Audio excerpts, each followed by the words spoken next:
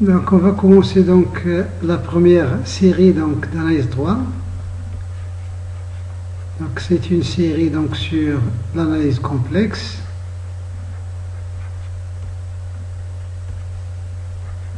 La série 1 d'analyse 3.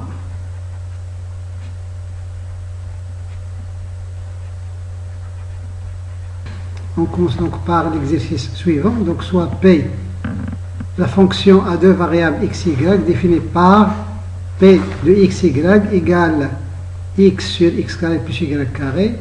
Déterminer les fonctions Q qui sont donc définies de R carré dans R, qui a x, y associé donc Q de x, y, telle que la fonction f qui est z égale x plus i, y, associé p de x, y plus i de q de x, y, donc telle que cette fonction-là soit une fonction holomorphe dans C moins 0. Donc cette fonction donc, ne peut pas être définie en 0 parce que là on a x carré plus y carré qui s'annule en 0, 0. Donc ni p ni q ne vont être définis donc dans 0. Donc c'est pourquoi on essaie de trouver q telle que cette fonction-là donc soit holomorphe dans C moins 0. Donc d'après le cours, donc f donc, est holomorphe sur C moins 0. Donc est holomorphe sur oméga, avec oméga donc c'est C étoile. Donc c'est équivalent à dire que les fonctions P et Q vérifient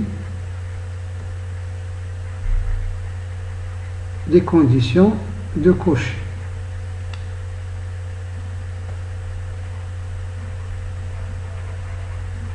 Donc vérifie les conditions de Cauchy. Ce qui est équivalent à dire qu'on doit avoir la dérivée partielle de P par rapport à x en x, y est égale à la dérivée de q par rapport à y en x, y. Et la dérivée de P par rapport à y est égale à moins la dérivée de q par rapport à x. Donc on doit avoir ces deux conditions. Donc on a la dérivée de P par rapport à x, c'est égal à la dérivée partielle par rapport à x de la fonction. Donc P c'est x sur x carré plus y carré qui est égal. On va dériver cette fonction-là par rapport à x. C'est-à-dire on va considérer que la variable ici, c'est x. Le reste, ce sont des constantes. Donc là, c'est comme si on a la fonction x sur x carré plus a. Avec a une constante. Donc le y carré, on va le regarder comme une constante. Et on dérive par rapport à x. Donc la dérivée de la fonction x sur x carré plus a. Donc c'est le rapport de fonction, donc ça fait la dérivée de x, c'est-à-dire 1 que multiplie la fonction qui est en bas, moins la fonction qui est en haut, c'est-à-dire x, que multiplie la dérivée de la fonction qui est en bas. Donc la dérivée de la fonction qui est en bas, on la dérive par rapport à x, donc ça fait 2x. Donc le tout divisé par le carré de la fonction qui est en bas, c'est-à-dire x carré plus y carré au carré. Ce qui donne donc x carré plus y carré moins 2x carré sur x carré plus y carré au carré. Ce qui donne finalement donc y carré moins x carré sur x carré plus y carré le tout au carré. Donc, la dérivée de p par rapport à x, ça doit donner ça. Et ça doit être égal à la dérivée de q par rapport à y. Donc, à partir de cette égalité-là, on va avoir donc la dérivée partielle de q par rapport à y. Ça doit être égal à y carré moins x carré sur x carré plus y carré le tout au carré.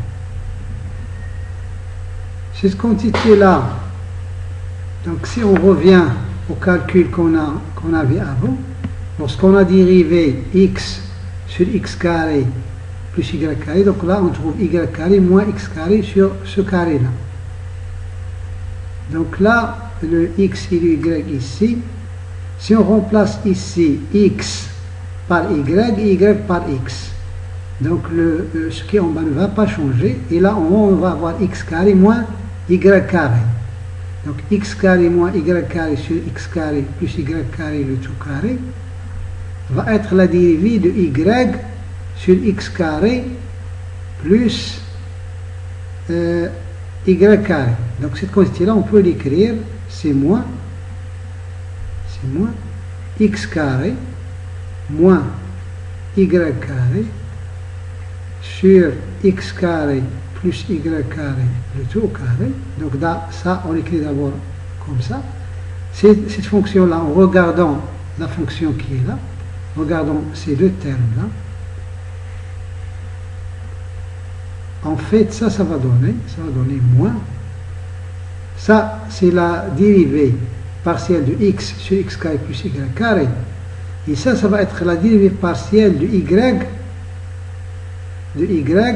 sur x carré plus y carré. Regardons ces deux termes-là et en regardant ce qui est similaire entre les deux. Donc ça va faire, en fait, c'est la dérivée par rapport à y de y sur x carré plus y carré. Et en regardant ensuite cette quantité-là et celle-là, on va déduire la chose suivante. Ainsi, la fonction q en xy, toujours, c'est égal.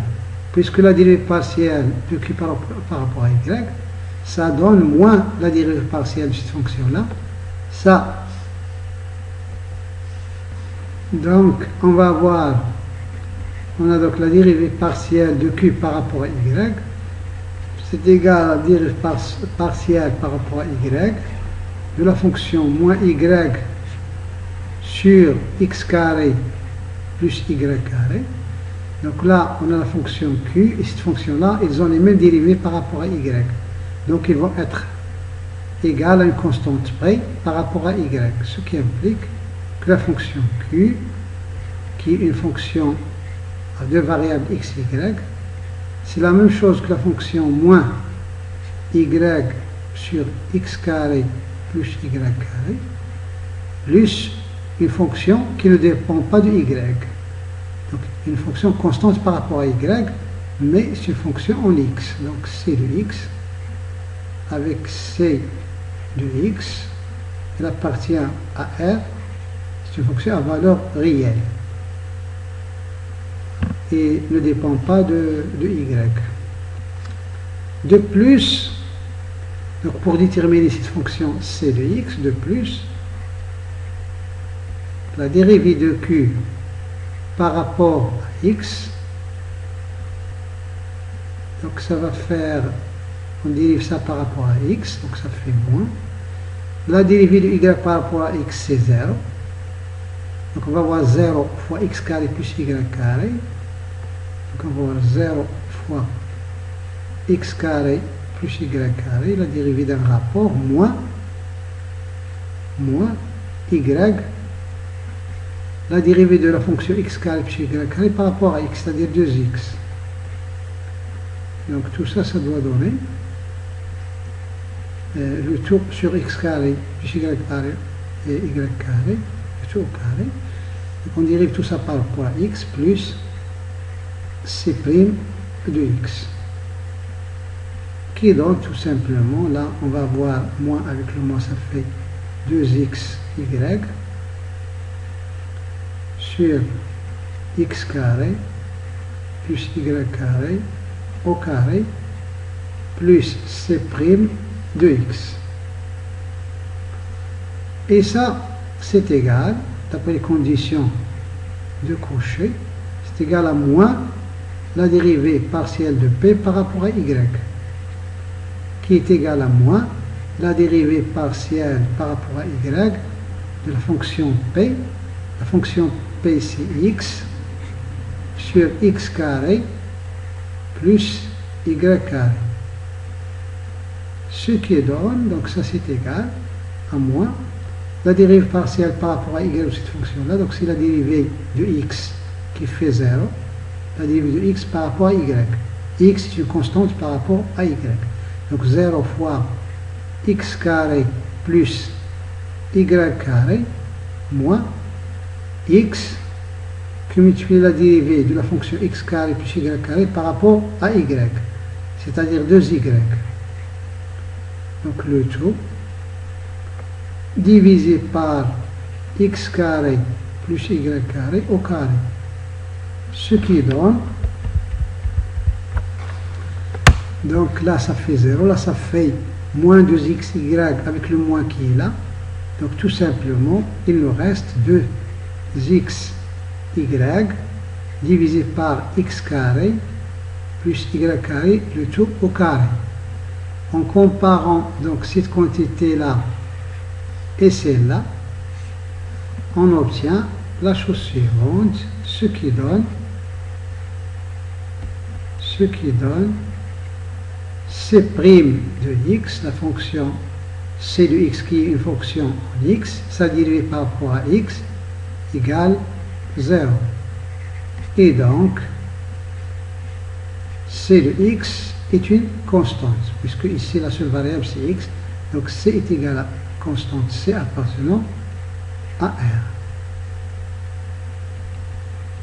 Donc finalement,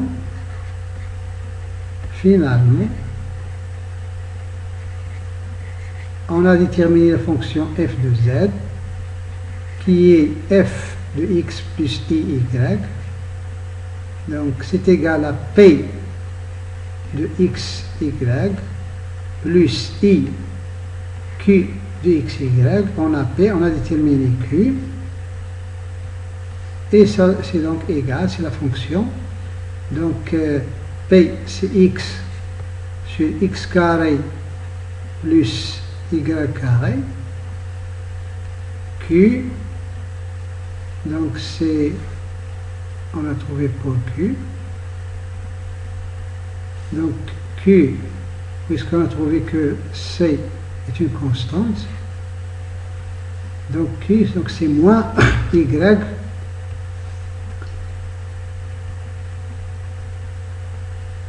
donc c'est x égale à c, et q de xy, donc c'est moins y sur x carré plus y carré plus une constante c qui appartient à R.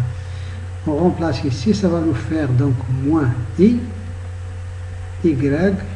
sur x carré plus y carré, donc i qui multiplie q, donc là il faut rajouter ic, tel que c appartient à R. Ce qui donne finalement, là ça va faire x moins y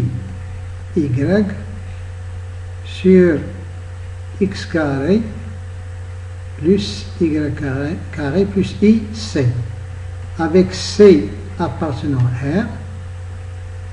Donc là, si on veut revenir à z, donc il faut exprimer ça en z, si on veut, s'il est possible. Donc là, c'est exprimé en fonction de x, y, qui sont la partie réelle de z et la partie imaginaire. Donc parfois, il est possible de revenir et d'exprimer le tout en fonction de z. Donc là, on voit que x moins y, puisque z c'est x plus y, donc ça fait z bar. Et en bas, x carré plus y carré, donc c'est z fois z bar, c'est le module de z au carré. Donc c'est z qui multiplie z bar plus ic avec c appartenant à R. Sachant que z c'est x plus y, z bar donc ça va être x moins y, z qui multiplie z bar, si on fait le produit, on sait que c'est égal à x carré plus y carré, et c'est égal aussi à un module de z, le tout au carré. Donc, d'où la fonction f de z est de la forme, on simplifie ici par z bar, puisque z est différent de 0, donc il nous reste finalement 1 sur z plus i c, avec c appartenant à R. Donc on a déterminé toutes les fonctions f de z dont la partie réelle est égale à p de xy et de la forme x sur x carré plus y carré. Donc ils sont de cette forme-là. En particulier pour c égale à 0, on retrouve la fonction holomorphe 1 sur z.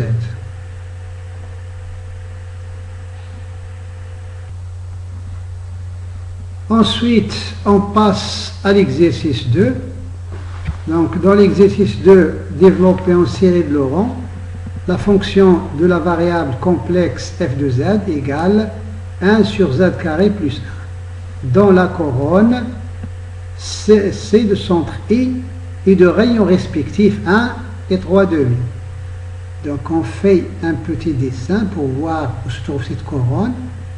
Donc on va avoir la chose suivante. Donc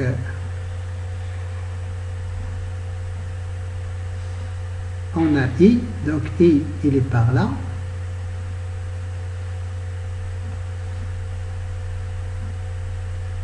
Donc le I il est par là. Donc le premier cercle il est de rayon 1, le deuxième il est de rayon 1,5.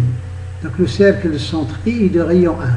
Là, cette distance-là est égale à 1. Donc ce premier cercle, il va faire comme ça. Donc, ça c'est le premier cercle. Le deuxième cercle, il est de rayon 3,5. Donc là ça fait 1. Là ça fait, si on prend ici 1, là ça fait 1 plus 1,5, ça fait 3,5.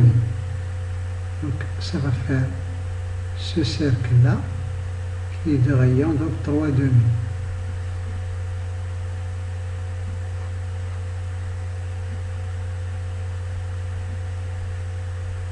Donc c'est le rayon de rayon de 3,5.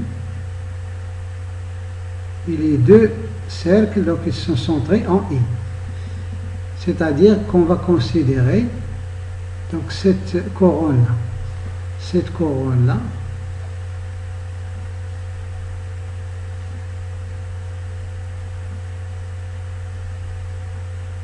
qu'on va travailler, prendre Z dans cette couronne-là, et on va déterminer donc la série de Laurent de F en Z, pour les Z qui sont dans cette couronne.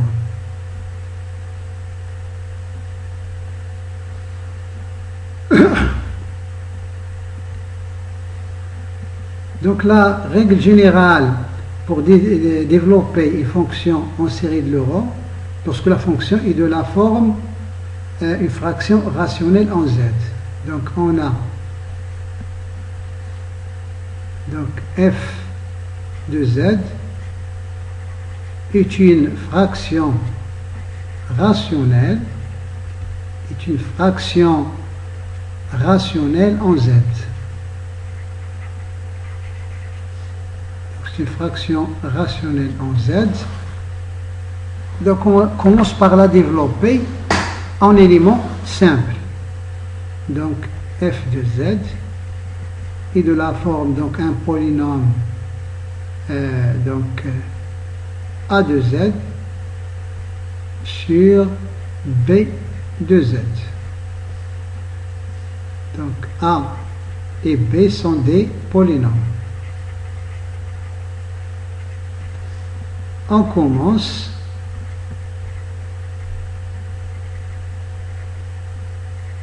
par la décomposition en éléments simples de f. Vous avez vu cette méthode-là en S1. Donc f de z, donc d'abord b, donc a deux racines,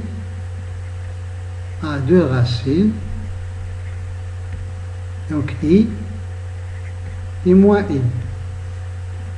Donc sa factorisation, donc b de z tout de suite, sa factorisation dans C, il va s'écrire donc z moins i que multiplie z plus i.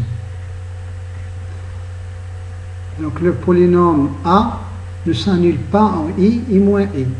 Donc on va avoir la décomposition suivante, la décomposition en éléments simples.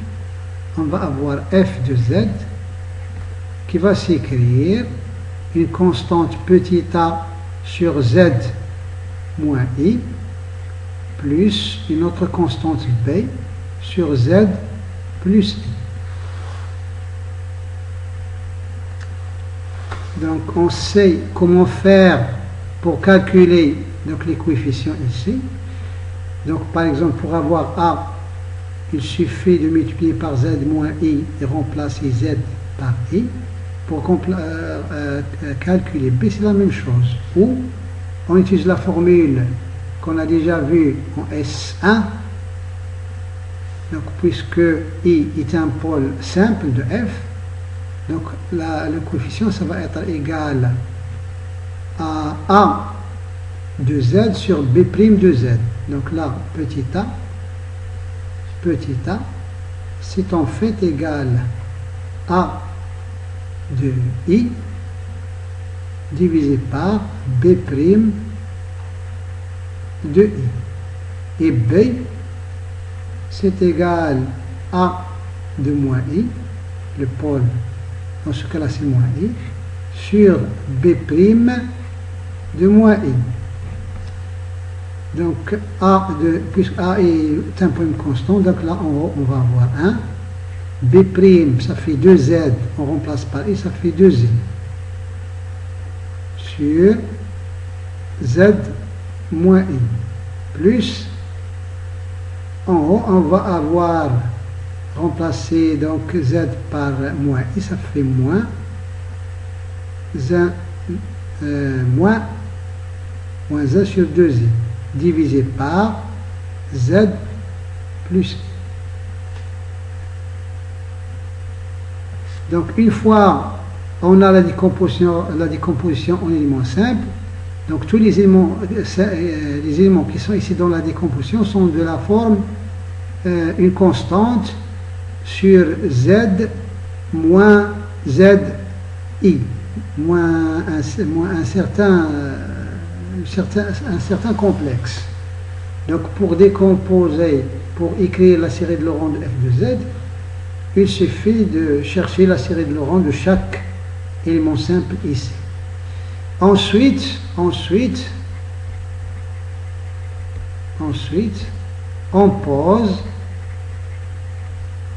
pose u égale z moins z0. Là, on veut la série de Laurent donc autour de i, donc le z0 égale i. Donc, le z0 dans ce cas-là, c'est i. Donc on travaille ici sur la couronne, on travaille dans la couronne qui entoure i. Donc on va poser u égale à z moins z0, avec z0, c'est égal à i.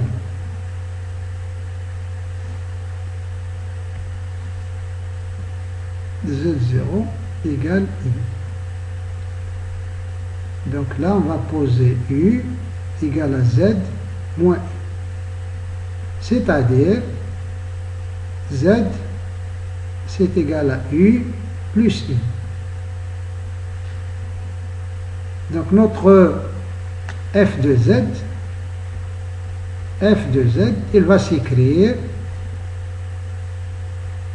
donc 1 sur 2i sur u plus donc moins 1 sur 2i z, donc ça fait u plus i, donc ça fait u plus 2i. Donc cet élément-là, il est déjà décomposé. Donc la série de Laurent de cette fonction-là, c'est une constante sur u, c'est-à-dire une constante fois u puissance moins 1, c'est déjà décomposé. Là, il faut écrire cet élément-là sous la forme d'une somme de n, u à la puissance n, avec n appartenant à z.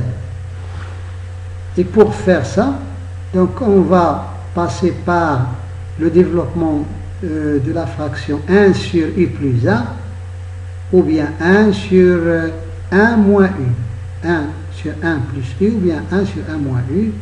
On peut passer par l'un de ces développements-là. Donc pour ça, il faut écrire ça sous la forme une constante sur 1 plus quelque chose. Donc ça nous fait tout simplement 1 sur 2i sur u plus moins 1 sur 2i, le tout sur, là on va diviser ici par 2i, ça en bas et en haut. On va diviser par, c'est-à-dire on va multiplier par 1 sur 2i en bas et en haut. Donc là on multiplie par 1 sur 2i. En bas on va multiplier par 1 sur 2i. Donc il nous reste 1 plus u sur 2i. Donc on a fait apparaître 1 plus v. Donc lorsque z s'approche de z0, donc z moins z0 s'approche de 0, et donc le u il va s'approcher de 0, il va être au voisinage de 0. Donc tout simplement ça va donner 1 sur 2i divisé par, toujours par u, plus, donc là moins 2i, qui multiplie 2i ça fait moins 4, moins 1 sur moins 4, ça fait 1 quart. Donc ça nous fait 1 quart, qui multiplie 1 sur 1 plus v. Avec v égale à u sur 2i.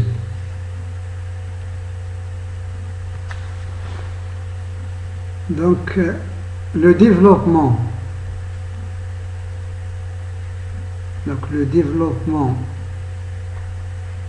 de 1 sur 1 plus v, le développement de 1 sur 1 plus v, et ça il faut le connaître par cœur, sinon il faut savoir le retrouver. Donc ça fait 1 moins v plus v carré moins v au cube, et ainsi de suite. C'est-à-dire, c'est la somme pour n allant de 0 jusqu'à l'infini de moins 1 à la puissance n, v à la puissance n. Donc pour 0 on trouve 1, pour 1 on trouve moins v, pour 2 on trouve v carré, et ainsi de suite. Donc ça, il faut l'avoir en tête. Ce qui implique que f donc de z, on l'a écrit sous la forme donc 1 sur 2i sur u plus 1 quart, la somme donc de n égale à 0 jusqu'à l'infini, moins 1 à la puissance n, v à la puissance n, c'est-à-dire u sur 2i à la puissance n.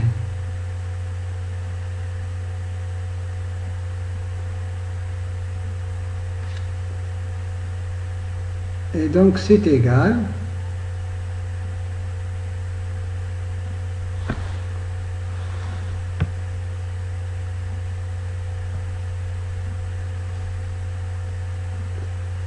donc 1 sur 2i sur u plus 1 quart la somme donc de 0 jusqu'à puissance infinie moins 1 à la puissance n u sur 2i à la puissance n. Ce qu'on peut écrire, donc c'est 1 sur 2i à la plus 1 sur 2i sur u plus 1 quart sigma n égale 0 jusqu'à l'infini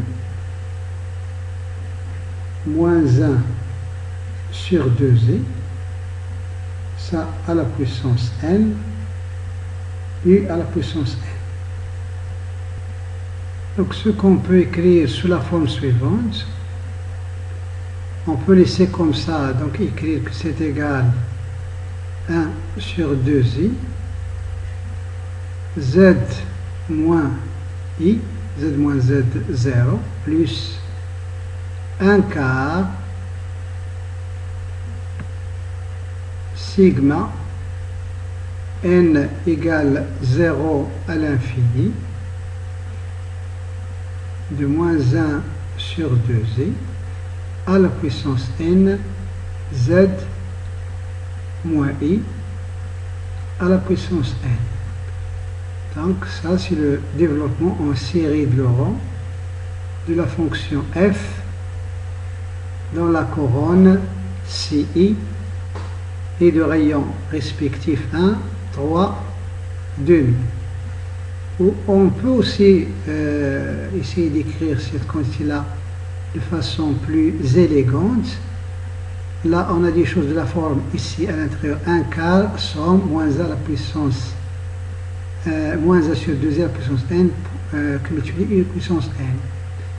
Là, si on prend ici n, si on prend n égale à moins 1, n égale à moins 1, là on va avoir u moins 1, c'est 1 sur u.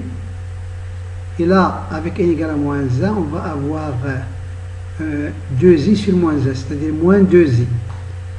Donc moins 2i sur u. Donc cette première quantité-là, on peut l'écrire, c'est moins 2i sur u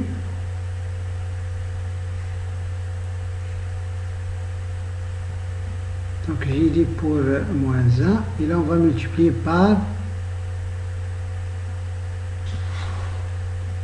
donc pour n égale moins 1, on va avoir donc 2i sur moins 1, c'est-à-dire moins 2i. Donc moins 2i, ça c'est de la forme. Donc pour avoir 1 sur 2i, donc il faut multiplier ici par 1 sur 4. 1 sur 4. Si je multiplie moins 2i sur 4, il va nous rester donc moins i sur 2. C'est la même chose que 1 sur 2i. C'est la même chose que 1 sur 2i. Donc c'est ce que là je peux l'écrire comme ça, plus 1 quart sigma n égale 0 jusqu'à l'infini de moins 1 sur 2i à la puissance n un, et donc ça va me faire 1 quart sigma donc de 1 quart que multiplie le coefficient donc moins 1 sur 2i à la puissance n Donc ça va faire ce coefficient-là. Donc de n égale à 0 à l'infini, c'est bien ce coefficient-là. Lorsqu'on prend n égale à moins 1, on retrouve cette quantité-là, c'est-à-dire on retrouve cette quantité-là. Donc ce coefficient-là, il est valable pour n égale positif pour n égale à moins 1. Donc là, on peut partir, c'est la même chose que si on fait la somme de n égale à moins 1 jusqu'à plus l'infini. Donc de u à la puissance n, c'est-à-dire finalement, on vient de développer f de z sous la forme somme de n égale à moins 1 jusqu'à plus l'infini. Donc de coefficient donc Cn z moins z0 à la puissance n avec le coefficient Cn, c'est égal donc à 1 quart, c'est égal, et on peut même ici, si on fait passer le i en haut, on va multiplier par i en bas et en haut, ça va faire i sur 2 à la puissance n. C'est-à-dire ça va faire i à la puissance n sur 2 à la puissance n qui multiplie 4, qui est égal à 2 au carré. Donc en bas, on peut écrire ici 2 à la puissance n plus 2. Donc les coefficients Cn sont donnés par cette expression-là. Donc là, on peut même rajouter donc la remarque suivante, que là, d'après ce développement-là, qui était donc prévisible, parce que déjà on sait que I, donc I est un pôle d'ordre 1. I est un pôle d'ordre 1. Donc dans ce développement-là, donc tous les coefficients d'indice négatif sont nuls sauf C indice moins 1. Donc ça, I, c'est un pôle donc d'ordre 1. Le Z0, en fait, c'est, on a dit là, on travaille avec Z0, c'est égal à I.